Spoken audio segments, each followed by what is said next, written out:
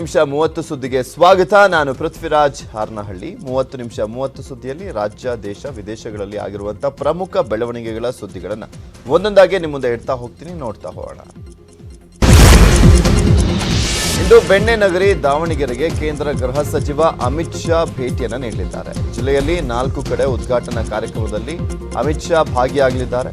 ದೆಹಲಿಯಿಂದ ಹುಬ್ಬಳ್ಳಿ ವಿಮಾನ ನಿಲ್ದಾಣಕ್ಕೆ ಆಗಮಿಸಲಿದ್ದು ನಂತರ ದಾವಣಗೆರೆಗೆ ಮಧ್ಯಾಹ್ನ 2:50ಕ್ಕೆ ಜಿಎಂಐಟಿ ಕಾಲೇಜ್ ಹೆಲಿಪ್ಯಾಡ್ಗೆ ಆಗಮಿಸಲಿದ್ದಾರೆ. Gandhi Bhavan scout and guides ಆವರಣದಲ್ಲಿರುವಂತಹ ಕೊಂಡಜ್ಜಿ ಬಸಪ್ಪ ಸ್ಮಾರಕಕ್ಕೆ ಅವರು ಗೌರವಾರ್ಪಣೆಯನ್ನು ಸಲ್ಲಿಸಲಿರುವಂಥದ್ದು. ಪೊಲೀಸ್ ಪಬ್ಲಿಕ್ ಸ್ಕೂಲ್ ಉದ್ಘಾಟನೆ ಹಾಗೆ ಜಿಎಂಐಟಿ ಕೇಂದ್ರ ಗ್ರಂಥಾಲಯ ಉದ್ಘಾಟನೆ ಮಾಡಲಿದ್ದಾರೆ. ಅಮಿತ್ ಶಾ ಆಗಮನದ ಹಿನ್ನೆಲೆಯಲ್ಲಿ ಎಲ್ಲೆಡೆ ಬಿಗಿ ಭದ್ರತೆಯನ್ನು ಕೈಗೊಳ್ಳಲಾಗಿದ್ದು 4 ಸ್ಥಳಗಳಲ್ಲೂ ಕೂಡ ಪೊಲೀಸ್ ರಕ್ಷಣೆಯನ್ನು ಒದಗಿಸಲಾಗಿದೆ. ಕೋವಿಡ್ 3ನೇ ಅಲೆ ಭೀತಿ ನಡುವೆಯೂ ಕೂಡ ಹುಬ್ಬಳ್ಳಿಯಲ್ಲಿ ತಮ್ಮ ಮಗಳ ಮದುವೆಯನ್ನು ಕೇಂದ್ರ ಸಚಿವ ಪ್ರಹ್ಲಾದ್ ಜೋಶಿ ಅದ್ಧೂರಿಯಾಗಿಯೇ ಮಾಡಿದ್ದಾರೆ. ಇಂದು ಖಾಸಗಿ ಹೋಟೆಲ್ನಲ್ಲಿ ರಿಸೆಪ್ಷನ್ ನಡೆಯಲಿದ್ದು ರಾಜ್ಯದ ನಾಯಕರ ದಂಡೇ ಭಾಗವಹಿಸಿದ್ದಾರೆ. ಕೇಂದ್ರ ಗೃಹ ಸಚಿವರಾದಂಥ ಅಮಿತ್ ಶಾ, ಪಿಯೂಷ್ ಗೋಯಲ್, ನಿತಿನ್ ಗಡ್ಕರಿ, ಧರ್ಮೇಂದ್ರ ಪ್ರಧಾನ್, ಗೋವಾ ಮುಖ್ಯಮಂತ್ರಿ ಪ್ರಮೋದ್ ಸಾವಂತ್, ಬಿಜೆಪಿ ರಾಷ್ಟ್ರೀಯ ಅಧ್ಯಕ್ಷ ಜೆಪಿ ನಡ್ಡಾ, ರಾಜ್ಯ ಬಿಜೆಪಿ ಉಸ್ತುವಾರಿ ಅರುಣ್ ಸಿಂಗ್ ಮತ್ತಿತರರು ಪಾಲ್ಗೊಳ್ಳಲಿದ್ದಾರೆ. ರಾಜ್ಯದಲ್ಲಿ ಗಣೇಶೋತ್ಸವ ಆಚರಣೆ ವಿಚಾರವಾಗಿ ಕೋಲಾರದಲ್ಲಿ ಆರೋಗ್ಯ ಸಚಿವ ಸುಧಾಕರ್ ಪ್ರತಿಕ್ರಿಯೆಯನ್ನು ನೀಡಿದ್ದಾರೆ. ಸಿಎಂ ಈಗಾಗಲೇ ಒಂದು ಸಭೆಯನ್ನು ಮಾಡಿದ್ದಾರೆ. ಸೆಪ್ಟೆಂಬರ್ 5ರಂದು ಆಚರಣೆ ಕುರಿತು ಅಂತಿಮ ನಿರ್ಧಾರವನ್ನು ಕೈಗೊಳ್ಳುವಂತ ಸಾಧ್ಯತೆ ಇದೆ. ಆರೋಗ್ಯ ಇಲಾಖೆಯ ತಾಂತ್ರಿಕ ಸಲಹಾ ಸಮಿತಿ ವರದಿ ನೀಡಲಾಗುತ್ತೆ ಅಂತ ತಿಳಿಸಿದ್ದಾರೆ. ಈಗಾಗಲೇ ಮಾನ್ಯ ಮುಖ್ಯಮಂತ್ರಿಗಳು ಅದರ ಬಗ್ಗೆ ಒಂದು ಚರ್ಚೆ ಮಾಡಿ ಒಂದು ಸಭೆ ಆಗಿದೆ. ಬಹುಶಃ 5ನೇ ತಾರೀಕು ಅದಕ್ಕೆ ಅಂತಿಮವಾಗಿ ಅವರು ನಿರ್ಧಾರ ತೆಗೆದುಕೊಳ್ತಾರೆ. ನಾವು ಆರೋಗ್ಯ ಇಲಾಖೆಯಿಂದ ಏನೆಲ್ಲ ಸಲಹೆಗಳನ್ನು ಕೊಡ್ಬೋದು, ನಮ್ಮ ತಾಂತ್ರಿಕ ಸಲಹಾ ಸಮಿತಿಯವರು ಏನು ವರದಿಯನ್ನು ಕೊಟ್ಟಿದ್ದಾರೆ ಅದೆಲ್ಲವನ್ನು ಕೂಡ ನಾವು ಸಬ್ಮಿಟ್ ಮಾಡಿದ್ವಿ. ಈಗ ಮಾರ್ಗಸೂಚಿ ಕೊಡೋದೇನೆ ಪಾಲನೆ ಮಾಡಬೇಕು ಅಂತ, ಎಲ್ಲಿ ಪಾಲನೆ ಮಾಡಲ್ಲ ಅಲ್ಲಿ ಸ್ಥಳೀಯ ಶಿಕ್ಷಣ ಕ್ಷೇತ್ರಾಧಿಕಾರಿಗಳು ಏನಿರ್ತಾರೆ ಅವ್ರ ಜೊತೆ ಮಾತನಾಡ್ತಾರೆ. ಈಗಾಗಲೇ ಮಾನ್ಯ ಮುಖ್ಯಮಂತ್ರಿಗಳು ಅದರ ಬಗ್ಗೆ ಒಂದು ಚರ್ಚೆ ಮಾಡಿ ಒಂದು ಸಭೆ ಆಗಿದೆ.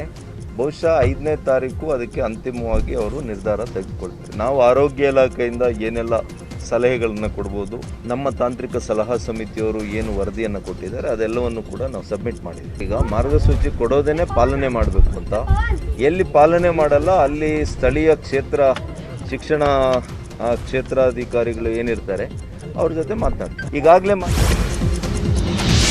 ಗಣೇಶ ಉತ್ಸವ ಆಚರಣೆ ವಿಚಾರವಾಗಿ ಪ್ರತಿಕ್ರಿಯಿಸಿದಂತ ಸಚಿವೆ ಶಶಿಕಲಾ ಜೊಲ್ಲೆ, ಕೋವಿಡ್ ನಿಯಮ ಪಾಲನೆ ಮಾಡಿ ಗಣೇಶ ಹಬ್ಬವನ್ನು ಆಚರಣೆ ಮಾಡಬೇಕು ಅಂತ ಸಿಎಂ ಘೋಷಣೆ ಮಾಡಬಹುದು. ಕೋವಿಡ್ನಿಂದ ಗಣೇಶ ಹಬ್ಬಕ್ಕೆ ತೊಂದರೆ ಆಗಬಾರದು ಎಂಬ ವಿಚಾರವೂ ಕೂಡ ಸರ್ಕಾರದ ಗಮನಕ್ಕಿದೆ. ಹಾಗಾಗಿ ಕೋವಿಡ್ ನಿಯಮ ಪಾಲನೆ ಮಾಡಿ ಗಣೇಶ ಉತ್ಸವ ಮಾಡಬೇಕು ಅಂತ ನಾನು ಸಹ ವಿನಂತಿಸುತ್ತೇನೆ ಅಂತ ಹೇಳಿದ್ರು.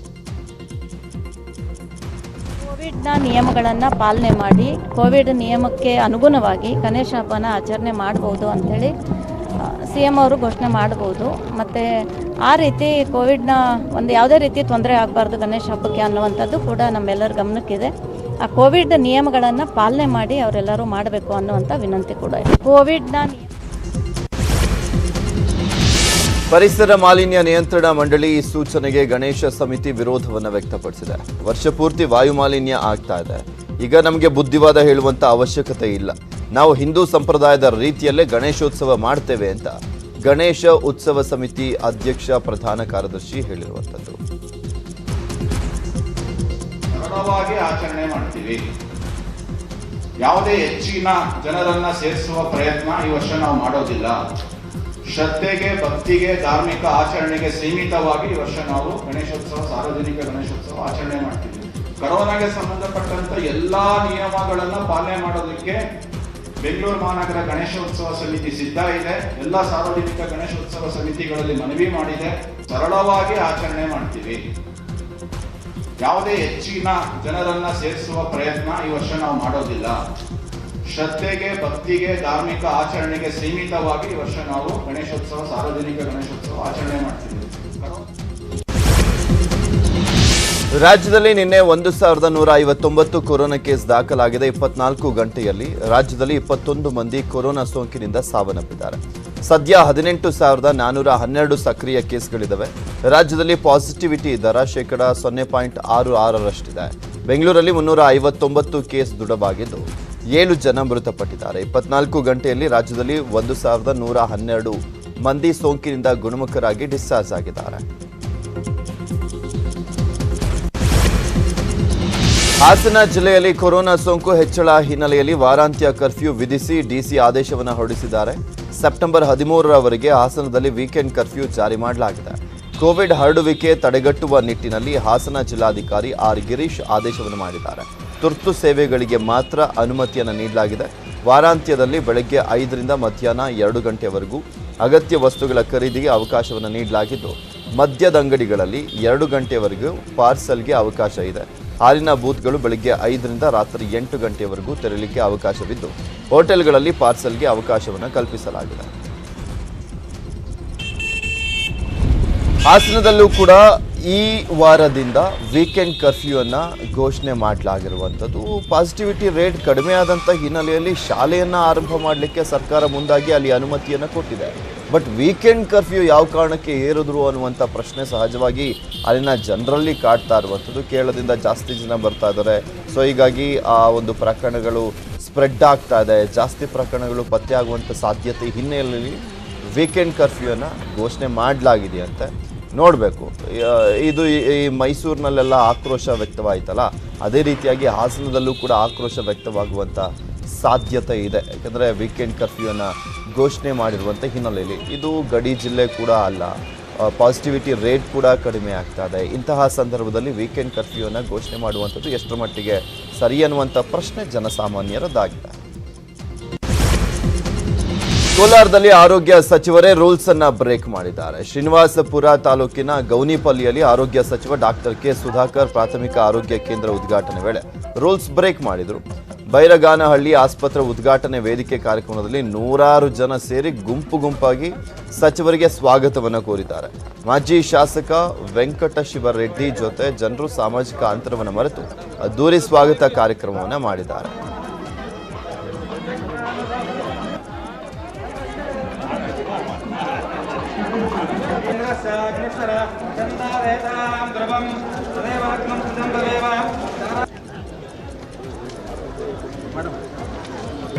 ಇವರಿಗೆ ಯಾವ ನೈತಿಕತೆ ಇದೆ ಜನರಿಗೆ ಹೇಳಲಿಕ್ಕೆ ಅನ್ನುವಂಥ ಪ್ರಶ್ನೆ ಈ ಸಂದರ್ಭದಲ್ಲೇ ಮತ್ತೆ ಉದ್ಭವಿಸೋದು. ಇವರೆಲ್ಲ ಕೊರೋನಾ ರೂಲ್ಸ್ ಅನ್ನ ಫಾಲೋ ಮಾಡಬೇಕು, ಅದು ಇದು ಅಂತ ಬರೀ ಉದ್ದುದ್ದ ಭಾಷಣ ಬಿಗಿತಾರೆ ಬಿಟ್ರೆ ಯಾವ ರೂಲ್ಸ್ ಅನ್ನು ಕೂಡ ಫಾಲೋ ಮಾಡಲ್ಲ. ಸ್ಪೆಷಲಿ ಈ ಆರೋಗ್ಯ ಸಚಿವ ಸುಧಾಕರ್ ಯಾವಾಗಲೂ ಕೂಡ ಹೇಳ್ತಾ ಇರ್ತಾರೆ, ರೂಲ್ಸ್ ಅನ್ನ ಫಾಲೋ ಮಾಡಬೇಕು, ರೂಲ್ಸ್ ಅನ್ನ ಮಾಡುವಂಥದ್ದೇ ನಾವು ಫಾಲೋ ಮಾಡಲಿಕ್ಕೆ ಅಂತ ನಿನ್ನೆ ಹೋದಂಥ ಸಂದರ್ಭದಲ್ಲಿ ಆ ವೇದಿಕೆಯಲ್ಲೂ ಕೂಡ ಹೇಳಿದ್ದಾರೆ.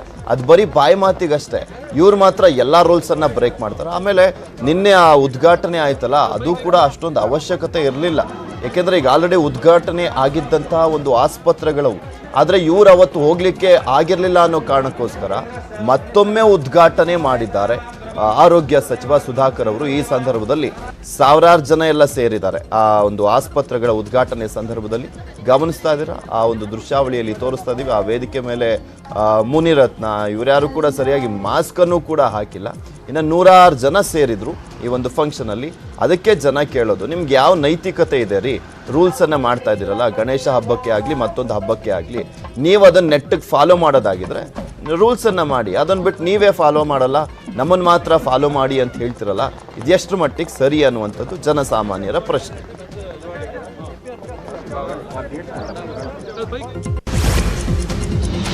ದೇಶದಲ್ಲೇ ಕೊರೋನಾ ಸೋಂಕಿನ ಪ್ರಕರಣಗಳು ಹೆಚ್ಚಾಗ್ತಾ ಇದೆ. ಅದರಲ್ಲೂ ಸ್ಪೆಷಲಿ ಕೇರಳ ರಾಜ್ಯದಲ್ಲಿ ಜಾಸ್ತಿ ಪ್ರಕರಣಗಳು ವರದಿಯಾಗ್ತಾ ಇರುವಂಥದ್ದು. ಕೇರಳದಲ್ಲಿ ಓಣಂ ನಂತರ ಪ್ರತಿದಿನ 30,000ಕ್ಕೂ ಹೆಚ್ಚು ಹೊಸ ಕೇಸ್ಗಳು ಪತ್ತೆ ಆಗ್ತಾ ಇದೆ.